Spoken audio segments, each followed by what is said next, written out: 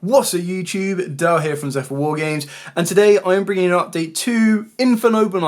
This deck got a decent handful of support from the latest set of DUNE Nexus and is absolutely insane what it can do. At the end of the video, I'll also show you a 2-card combo that is anti-nib as well, so you can build a board and then control your opponent's game state as you go. So with all of that out of the way, please smash that like button, hit that notification bell and subscribe so you don't miss out on any more upcoming content. So we're going to start off with triple Infernoble Knight Renard. So obviously this is kind of the main card of the deck. So if you control Fire Warrior, you get to special summon it for free. So it's a very nice free extender. If it is summoned this way as well, it's also treated as a tuner. So as long as that is a level 4 monster, you then have the ability of being able to go into the brand new Angelica, and she is insane for the deck. If that wasn't enough as well, if it is special summoned, you can target one of your Fire Warrior monsters or one of your equipped spells that is banished or in the graveyard and add it back to the hand. And that's how you're going to be able to get into your anti-nib play, by being able to access Immortal Gearfried very easily and very early on. I'm currently testing out the 2 Yugioh and the 2 Oliver. Oliver is probably the first one that you could arguably put down to 1. I still like having 2 Yugioh, just for the pure fact that this is one of your best normal summons. Ideally, you want to be normal summon Yugioh and then you want to special summon Renard. Like, that's a great way to kind of get started. The flip side is if you normal summon Oliver and then special summon your Renard, the issue is this one is mandatory to become a tuner if it is special summoned via its own effect, so the pair of them don't really work that well together. You've also got to keep in mind that both of these have their equip effects, which is really important for when you're equipping it to stuff like Charles in the later game state as well. So Yugioh, while this card is an equipped card, the equipped monster cannot be destroyed by card effects, which is really nice. If it's normal or special, you get to send a Noble Arms card or a Fire Warrior monster accept itself from the deck to the graveyard. If this card is in the graveyard, you get to target a warrior monster you control and equip this card to it. So the idea is that your normal summon of Yugioh will Foolish Burial your Gearfried, and then obviously the special summon of Renard will get you back the Gearfried, so you're good to pretty much set up the negate that you need for Nibiru. So it's arguably tempting to put Yugioh up to 3, and that's where Oliver might go down to 1. On the flip side for Oliver, while this card is an equipped card, your opponent cannot target the equipped monster with card effects. You can only use each of the following effects once per turn. You get to send a Fire Warrior monster or an equipped spell from your hand or face up from the field to the graveyard to special summon this card from the hand as a level 1 monster. If this card is in your graveyard, you can target a warrior monster you control and equip it to that monster. So again, on the flip side, this is where opening up Oliver with Yugioh, as long as you've got the ability to also discard for the Oliver, helps you get into your Synchro level 5. The whole idea behind this deck is to get into Angelica as early as you can, and that's when you're going to be able to set up your protective plays. Obviously, the ideal one is with Renard. You then get your Gearfried protection, but if you're not able to get your Gearfried protection, you can still build your board and play. Carrying on as well, we've got 2 of the brand new cards. So we've got the one of the level 1 and one of the 4 of Turpin. Turpin I still really like. So while this card is an equipped card, the equipped monster can be treated as a tuner. And if used for a synchro summon, you can only use each of the following effects once per turn. If you control a monster equipped with an equipped card, you get to special summon this card from the hand or graveyard. But if you summon it from the graveyard, you banish it when it leaves the field. If it's in the graveyard, you get to target a warrior monster you control and equip this card to that monster as an equipped spell. So again, very great synergy to be able to come back from the graveyard. The summon effect is what makes it insane, because as long as you get a level 1 and you've got the ability to bring it back, you still have plays to make. The other one is if you can banish this card from the hand or graveyard to special summon a level 4 or lower Fire Warrior monster from your hand as a tuner. Now the issue is, because it summons it as a tuner, there are a lot of times when you don't want it to be a tuner, and I feel that if it was to special summon one and it didn't make it a tuner, it would probably be played at more than 1. But the idea is as well, this is one of your ideal targets to be summoning off of the back of his old, and that's how you're going to be able to push your plays even further forward. If it was normal or special, you get to target a level 4 or lower Fire Warrior monster in your graveyard, accept itself, and special summon it. You can't special summon monsters for the rest of the turn except warriors, which is absolutely fine, because the direction of the deck is to just focus on warriors anyway, with having a couple of utility cards in the extra deck. Then of course we've got the 2 Immortal Phoenix Gearfried. So this is your Omni Negate. This is like a mini main deck boss monster as well. It's very powerful. So you get to banish an equipped spell from your field or graveyard to special summon this card from the hand. So a nice free extender for a 3k boss monster. And then at the start of damage set, if this card attacks, you can equip one face-up monster your opponent controls on the field to this card as an equipped spell that gives this card an additional 500.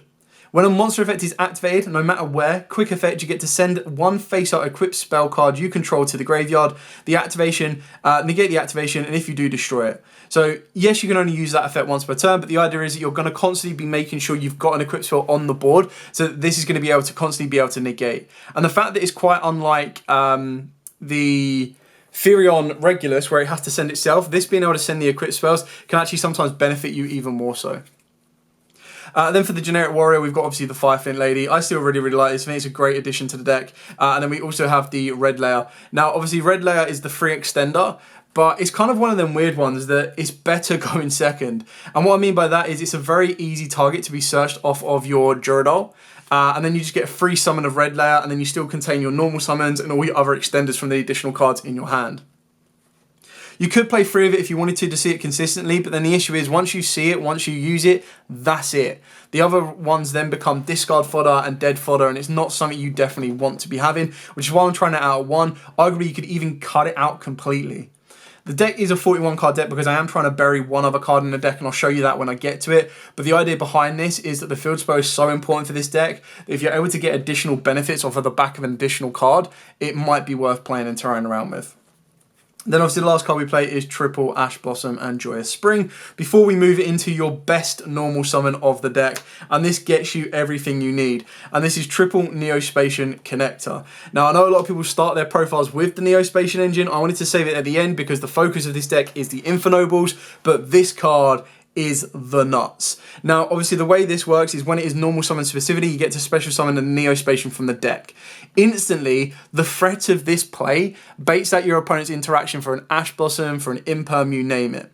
The one thing they can't chain to is activate an Adrol. When you do that, you then have the ability of being able to go, okay, cool, Aqua Dolphin's effect. Ditch one, look at your opponent's hand. You get full hand knowledge, so you know if you need to play around the Biru. You can get rid of that draw unlock, but before you've even started your first search. And if your opponent held the Ash back, or a Bell back, or anything like that, to this point, you now know what they've got, and you can rip it and get rid of it. Not to mention that straight away, those two on the board, it makes an instant Isolde, and that's one play to build up, and probably your best Link monster in the entire deck. Kind of not taken out of anything from Emperor Charles the Great as well, or Charlemagne, as it probably should have remained. Then we move on to the spells. Now, the spell cards are just absolutely insane. The issue is in a format where Draw Unlock Bird is running rampant, they can be a very big Achilles heel. So you're playing triple Heritage of the Chalice. You get to add a Noble Knight, so very, very easy to clean, and then or a Noble Arms card from your deck or graveyard to the hand. So very consistent in able to search these.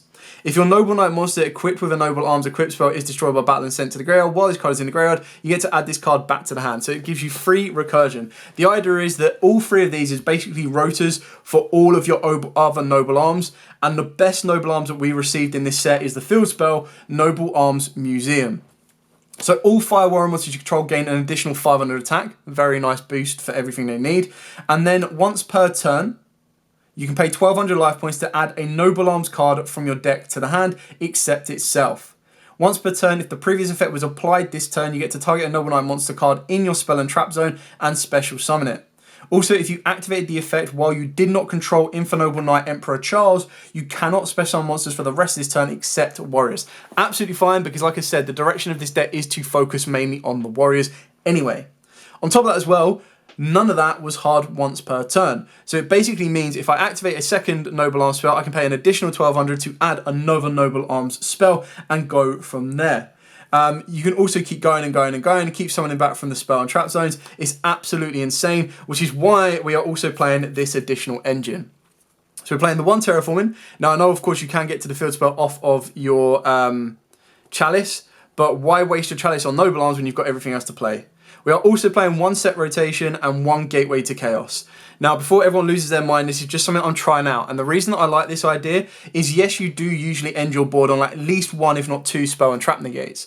But the idea is if I can activate, especially in a format when the Manadiums, Kashtiras, Scareclaws, if you've got that at your locals, the majority of the main high-level decks, bar Sprite, are using field spells, even Runics. So if I'm able to open up Set Rotation, which I know is a very slim chance because it is a one-off, but if I do open up Set Rotation, not only does it give me access to my Noble Arms Museum, yes, I know I cannot activate multiple ones after the fact, but the idea is that if you open up Route to Noble Arms Museum and Set Rotation, you activate the first one first, do everything you need to, and then replace it with set rotation for another one. In doing so, that means not only do you give your opponent a card in the form of Gateway of Chaos, but it also means they cannot imperm you, they cannot evenly you, and the best thing about that is they cannot activate a field spell until either you get rid of this or they get rid of it, because unless they are playing a Blackluster Soldier Ritual Monster or a Gaia the Fierce Knight in their deck, they cannot activate this card. It locks their field zone down completely. It means Cash lose a third of their consistency straight away, or 3 cards of their consistency, not to mention Terraforming as well. So that's 4 cards in their deck that completely go pfft. Then you look at the Scareclaw matchup or the Manadian matchup. Now they're technically playing, I think, like 3 different field spells. So all 3 of those are then just dead and done. They cannot activate them, they cannot use them.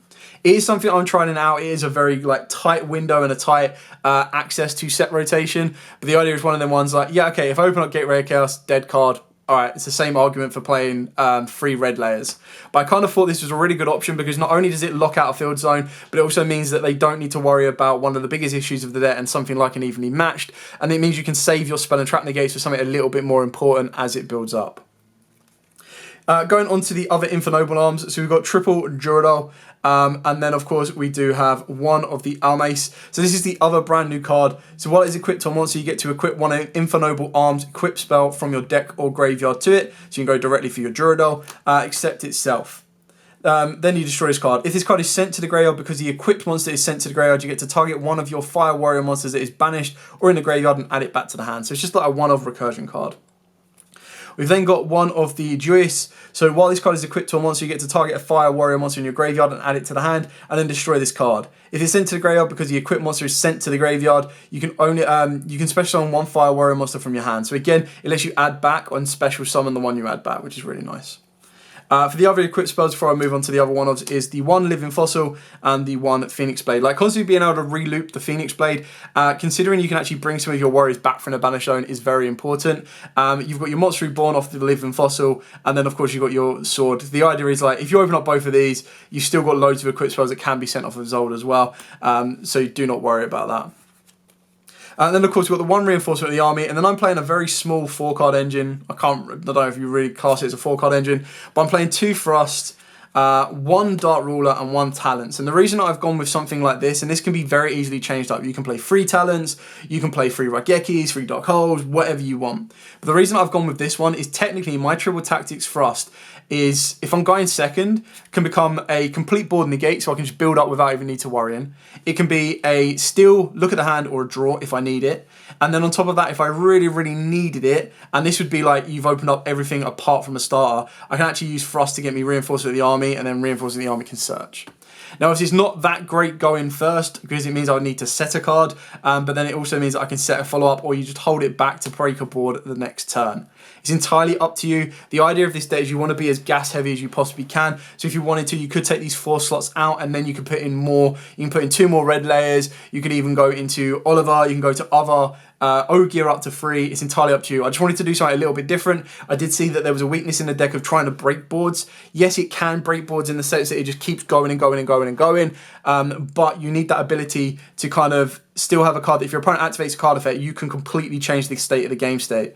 Now, whether you wanted to put in a Harpy's Feather Duster, if you're worried about back row at your local environment, you adapt it to the environment you are going to. Now, obviously, if you're taking it to a bigger event, you might want to reconstruct some of the deck around, but you're going to be taking it to locals first to test and play around with, and that's exactly what I'm going to do with this build to see how the thrusts work out for me, and if they don't, then I can cut them out. I'll also see how they...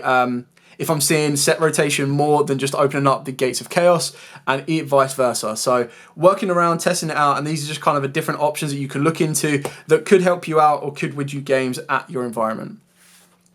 Moving on to the extra deck, we are playing 2 of the brand new Angelica, Princess of the Noble Arms. This card's insane. It's a generic level 5, so it doesn't need a specific tuner. But if it is special summoned, you get to add a Horn of Ulfiant, which is the trap card, or 1 card that mentions Infernoble Knight Emperor Charles from your deck to the hand. And luckily, the field spell mentions it because it says if you did not control it when you activate the effect, which is really nice. When a card or effect is activated that targets this card on the field, or when this card is targeted for an attack, quick effect, you can send 1 Fire Warrior monster from the deck to the graveyard. So a nice Foolish Bow. You don't even need a card in the hand, which is mentally good. And if you do, banish this card until the end phase. And then you get to special summon 1 Roland monster from your deck or extra deck. You can only use each effect once per turn. So it gives you direct access to your Infernoble Knight Captain Roland.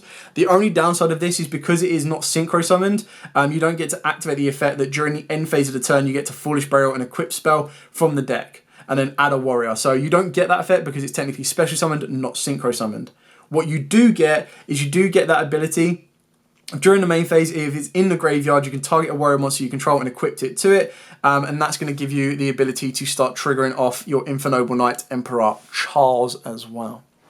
Everyone should know what Emperor Charles does, but let's see if you know what the brand new, technically, I think it's like Emperor Charles hyped up. It should have been, you know, Charlemagne was really cool. But the brand new Emperor Charles the Great. It requires specifically one level 9 Infernoble Knight Emperor Charles equipped with an equip spell. Very, very specific, but very, very doable. You get to target one Infernoble Knight in your graveyard, Infernoble Knight Emperor Charles in your graveyard. This card name becomes that target's original name, and it gains the additional effect as well. You can target equip cards. Then equip cards that targets to this card as an equip spell, gives it 500 attack in addition.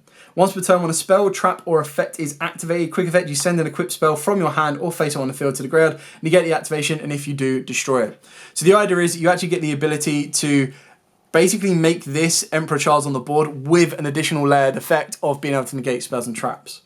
Now the one thing, shout out to Pack in his video, and you'll see even more influence from Pack with the combo at the end, but Infernoble Knight Charles has the additional effect that if an equipped spell becomes equipped to a monster on the field, even during a damage state, you get to destroy one card on the field. You can only use each effect once per turn, and it specifically names Charles. So the issue with this is it basically means if you have two Emperor Charles the Great, you don't get 2 pops, you only get the 1. Absolutely fine, but that's just a very note or minor note to know, so you don't hold back an effect or think you're going to get an additional effect or anything like that. The last synchro before we continue on is the 1 Baron de Fleur. You can actually make this very easily. There's a lot of level 1s. You've got a level 9 in Charles, and then there's other ways to make like 5s and 4s and 6s and you name it. Moving on to the XYZs, we are playing the 1 Artorias and we are playing the 1 Custaigne followed by Zeus. So a pretty much steady climb up on this one. Custaine's just a nice little target and bounce, which is really, really kind of cool. Plus it can use any number of level 4, so many numbers of level 4 Noble Knights as its material. So you can actually make it a very fat Zeus on its own. Another way as well is if this is destroyed, it comes back, or well, technically it summons back the king and then equips to this. And then instantly you've got the ability to rank a Zeus on top as well. So you've got ways to like kind of crash this, upgrade into this, and then Zeus it afterwards. So there's a very nice little loophole into that as well. Then for the link monsters, of course, we've got the 1 Ferocious Flame Swordsman. These are just the times when you need 2 warriors on the board. If you've had to link anything else off, and then it can help you kind of link into Isolde. 2 Isolde, you know, pretty straightforward and simple on this one. Just such a good card for the deck. Send the equips, add a monster that you're not going to use for the rest of the turn, so you've got to follow up for the next turn. Send the equipped spells, summon the monster, you name it. It does everything you need it to. And then the final one is the Goki. So I believe it's shout out to Hakuna Data, who actually put up the profile on this one. So I thought this was a very, very good option. So obviously the other option that you can play around with is something like your access code talker. But what I really liked about this was the fact that sometimes you lock yourself into warriors, or most of the time you're going to be locking yourself into warriors. And when you do, you get to have a fat stack boss monster. So this gains attack equal to the combined link ratings of all other link monsters you control. So obviously you can end up controlling link 2s, you can end up controlling link 1s, times 200. So obviously it's going to be boosting up to like 3,000, 3,200, you name it. The link summon card is unaffected by monster effects, by other card effects in general. You contribute 1 Goki link monster, so obviously itself, and then target 1 card on the field up to its link rating, destroy them. So this can technically nuke up to 4 cards. So the idea is that you can make, if everything goes pear-shaped, or if you want to go into a Goki Power Load Ogre, you can make this, let's say you darkworld your opponent's board, you can't clear it off by individual pops, you make this guy, you tribute it off, you go 1, 2, 3, 4, boom, gone. This is unaffected, so they can't chain any of their back row or anything like that. You've cleared the board off, and then you're able to continue to build up. It's not so hard to make into it, get into it, but it's also not that far out of the way either. So it's a very kind of cool card that gives you a very nice power ceiling and a very nice individual boss monster. If you want to, you've got access to access codes specifically, but you just want to make sure that you don't try and make a card, or you don't kind of throughout testing go, okay, cool, and now make access code. And then when you're actually playing properly, they go, whoa, you can't actually make access code because you've locked yourself into warriors. So you have to be very, very careful. Anyway, that's it for the profile. I'm now going to zoom out, show you the entire board, and show you the 2 card anti-nib combo as well. right now. Here is the 2-card combo. Massive shout out to Pack on this one, who was the first person I saw do this combo. And in my opinion, this is the best combo for the deck and the most consistent one in order to play around the Biru and everything else. So what I've kind of displayed for you, the core cards is Museum and Ogier, and the way you can do the maths on this one is there are technically at least 6 copies of Ogier in this particular deck that I've built. If you wanted to make more, you can bump Ogier up to 3, meaning you've got 7 ways to get to Ogier in the deck. On the flip side for Museum, obviously you have 3 copies of Museum. We've got the 1 set rotation, the 1 terraforming, and then you can also count the 3 chalice as well. So you've got 8 ways to get to the Museum, which is why it's crazy consistent. We're just going to take this back to the base minimum of the core cards you want to be going for, so the Museum and the Ogier. So you start off by normal summoning the Ogier. Effect of that is going to Foolish Burial, the immortal thing it's gear free. So this is your direct access to the Omni Negate that you're going to want to protect you from the Biru. You're then going to activate Noble Arms Museum. You're going to use this effect to add a Noble Arms card from the deck to the hand, and that is of course going to be your Yugioh. Now keep in mind, both Museum's effects are all soft once per turn, so a new copy, get to go again. We're going to activate the Yugioh. The Yugioh is going to allow you to add your Renard from the deck to the hand. You're pretty much set, good to rock and roll. You can then activate the Renard to special summon itself down, triggering the effect to add back the Immortal Phoenix Gearfried. Now I'm just going to use a dice to indicate how many summons we've made to confirm that we are protected from the Biru. Now this is why this combo is the better one, because now you've got a level 1 tuner and you've got a level 4 non-tuner. So that's going to give you direct access to sync these two together and get into your brand new Angelica. So when Angelica is summoned, you'll get to trigger her effect to add you a card that lists Infernoble Knight Charles or Charles in the text. So that's going to allow you to add a second copy of the Museum. So straight away, this is giving you everything you need in order to kind of continue to push forward. You've got the equip spells in the graveyard that can also get you down your Gearfried, but you want to be doing this a little bit earlier on, or not too early, because then you won't have the equip spells that you're going to need in order to push you where you need to go. So what you're going to want to do here is you're going to want to activate the effect of Ogier in the graveyard. So if it's in the graveyard, you get to target a warrior monster you control and equip it to that monster. So great, you get to equip it to the Angelica. Now don't use Angelica's effect, you want to save this for later on, and Angelica has that tag out effect that if it does get impermed, she can dodge out and continue to play. So then with this, you're going to use the second effect of the Museum. So this was a really, really kind of cool one. That if the previous effect was activated this turn, which it was, you get to special summon one of your Noble Knight monsters that is in your spell and trap zone. So there we go. Get to bring out your Ogier. Now you want to play your second Museum, because by playing the second Museum, you get instant access to another equip spell, and you're going to want to go straight for your Almace, which is the other brand new card from DUNE. So when it is equipped on monster, you can equip one Infernoble Arms equip spell from your deck or graveyard except itself. Absolutely fine, but what you want to do is you want to activate this as we are currently on our 4th summon. So Gearfried will be our 5th. You need to make sure there is an equip spell on the board in order to conduct the negation. You'll then use Gearfried's effect in the hand to summon itself down by banishing out the Yugioh.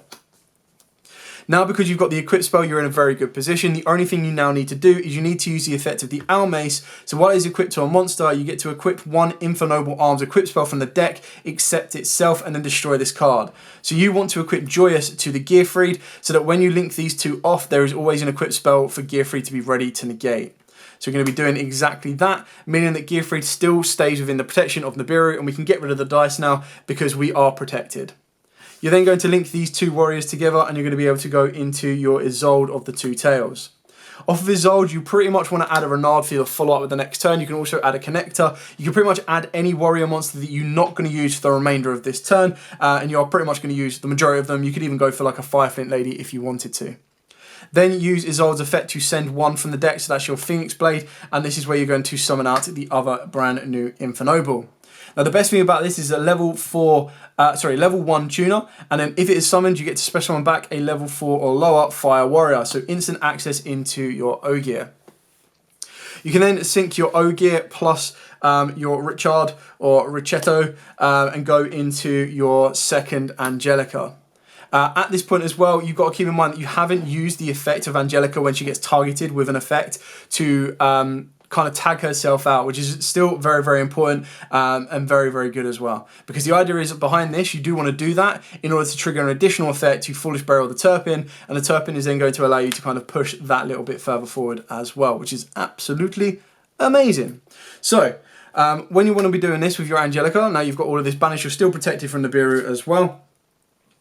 So if it's special summons, you get to add Horn, or you get to add a card that mentions Charles from the deck to the hand. Now, that is all hard once per turn. And this is why it's important not to activate the Angelica effect on the previous turn, because if you did that, you would then be able to, you would then cause yourself some issues. So what you want to do is you want to start looping back the Phoenix Blades. You can banish 2 from the graveyard. Doesn't really make much of a difference which 2. You just probably want to keep the Ogier in the graveyard at the very least. We're going to add this back. You're then going to equip the Divine Sword to Angelica and then trigger Angelica's effect. Now, what Angelica does that is so good is when it becomes targeted by a card or an effect, you get to send a Fire Warrior monster from the deck and graveyard, and if you do, banish this card to the end phase and then special summon a Roland from the deck or extra deck.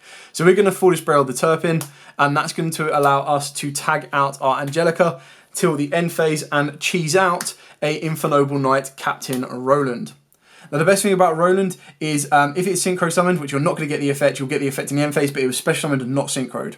You will then have the ability that during the main phase, if it's in the graveyard, you get to quick effect, target a warrior monster and re-equip it, which is really important because we're going to be putting it to the graveyard, bringing it back, putting it to the graveyard and setting up for during our opponent's turn. So what you want to go back to now is you want to go back to the Turpin, which is currently in the graveyard. So if you control a monster equipped with an equipped card, which you do, you get to special summon this card from the hand or graveyard. But if you summoned it from the graveyard, you banish it when it leaves the field. Absolutely fine, because you're summoning this back, level 4, level 5, synchro. So you're going to synchro those two together and you're going to go into the Infernoble Knight Emperor Charles. This, of course, is going to banish the Turpin on res. Now what you want to do is you want to banish an additional 2 warriors in order to add back the Divine Phoenix Sword. So keep that in mind as well, because what you want to do is you want to get that equipped monster back, or you want to get the equipped card back so you can also trigger the Charles. So let's banish those 2, add back the sword. Then hold back the sword and then equipped the Roland to your Charles. Now what you've got here is you've got the materials you need in order to get into your Emperor Charles the Great. So you're going to link these together and you're going to go into your Emperor Charles the Great. Now if this card is linked to someone, you get to target an Infernoble Knight Charles in the graveyard and this card becomes that target. It also gains the target's original effects and then equip that target to this card as an equip spell. So boom, thank you very much. Now, the one thing you haven't done yet is you haven't used the effect of the second museum to special summon. So you're going to special summon out the Charles, and then all you need to do is activate this Divine Phoenix Sword, equip it to the Charles, and then you have the ability to go again. There we go. And then what that's going to be able to do is the exact same kind of play. This is then going to equip to your Charles. And you're still in a very good position because you've got your Resolve setup play, you've got your 2 Charles plays, you've got your Omni Negate off the back of the Gearfried as well, you've got Angelica coming back. You can banish 2 more warriors to bring back the sword if you want to, but you're going to need to save that until you get some more in the graveyard. On top of that as well, you can also activate the Joyous to add a Fire Warrior back from the graveyard to the hand. So you've got follow-up for the future turns if you need to. But ultimately, as it currently stands, you've got the ability of 2 spell and trap negates as well. And then in the end phase, you're going to get additional effects that's going to be able to allow you to protect your Emperor Charleses as well. So, as we move to the end phase, you're going to get the ability to use one of these effects because it does count as Emperor Charles. And this is going to allow you to equip an Oliver from the deck to the hand. You'll also get the ability, now keeping in mind, because you can only use each effect of Infernoble Knight Emperor Charles once per turn, you can only use one or the other, which is really, really important. So you also get to, during the end phase, you can equip 1 equip spell from your hand or graveyard to this card, and then you can equip 1 Fire Warrior monster from the deck. So your Oliver's coming from the deck, and then from the graveyard, you're going to want to go for your Almace. Now keep in mind, these are both going to be on the same Charles. You can have, so this Charles is on this one. I'm just going to move this here for simplicity. So the blues are connected, and then you've got the 2 reds to the 1 blue. Then the end phase, your Angelica is going to be coming back. You've got your Renard for your follow-up again on the next turn. Plus, you've also got to keep in mind you still have 3 additional cards in the hand that could have helped extend this combo, build this combo, you name it. So you've got 4 cards to still play around with. You've still got the Phoenix Blade in the graveyard that should you want to ditch, banish 2 warriors, you could do. Also, during your opponent's turn, you have the ability to use the Roland to equip it to your Charles. You've still got the Negate off the back of the Gearfried. You've got plenty of equips along the back row that your Charleses can both send in order to negate as well. And you've got to remember that as well, if an equip card becomes equipped to a monster on the field, even during a damage state, you get to non-target destroy 1 card on the field. So obviously only one of these can activate that effect, but that's where your Captain Roland is going to come into play, which is why you want to keep it in the graveyard. And that is pretty much it. So this one cannot be targeted at all. And then on top of this as well, you've also got it equipped with the Owl Mace. So you've got floating abilities on both of that. You've got your gear freed, everything you could possibly need. And if you really, really needed to, you could play a second Roland. And then obviously you could tag out with Angelica. Entirely up to you. Or you can play the level 1 Roland from the main deck and then summon that out as well instead. But the idea is that with this board built here, it's going to be very difficult for your opponent to break bar a Dark World or no more. Dark World and Evening, that would suck. But you still have 4 more cards to fall back on to rebuild the next turn if you need to. And that is pretty much it for the combo. Like I said at the start of the combo, shout out to Pack on that one, who was the first person I saw do this combo. I kind of like, with my profiles now, what I'm trying to do is I'm trying to show you the profile that I've built, but then also show you the most effective combo that can be utilized with that. So you've got it all in one place. I'll put a link to the description to Pack's original video as well, because he does do other combos, like 1-card combos and other helpful stuff as well for you. So you've got everything you need in one go. And the idea is that I'm going to show a snippet of what they've kind of created and then share with the community. Not that I need to be sharing Pack stuff, because, you know, he is well capable of being covered for viewership without me doing that. But, you know, credit where credit is due, and then go from there. But Infernoble Knights are definitely back. It's going to be very interesting to see where they are. It's nice that Infernoble Knights are now technically like an actual deck on themselves and not just like Goblin Grenade Turbo, which is Hand Duke Turbo. So it's very nice to see what the deck can do going forward, and it'll be very interesting to see how it does going into the upcoming format, not to mention a possibility of a ban list as well. Anyway, thank you so much for watching. Don't forget to like, comment, subscribe, share. Any questions at all, by all means, please put in the comments down below. I'll be more than happy to answer them for you. But for now, as absolutely always, stay safe and, of course, happy dueling.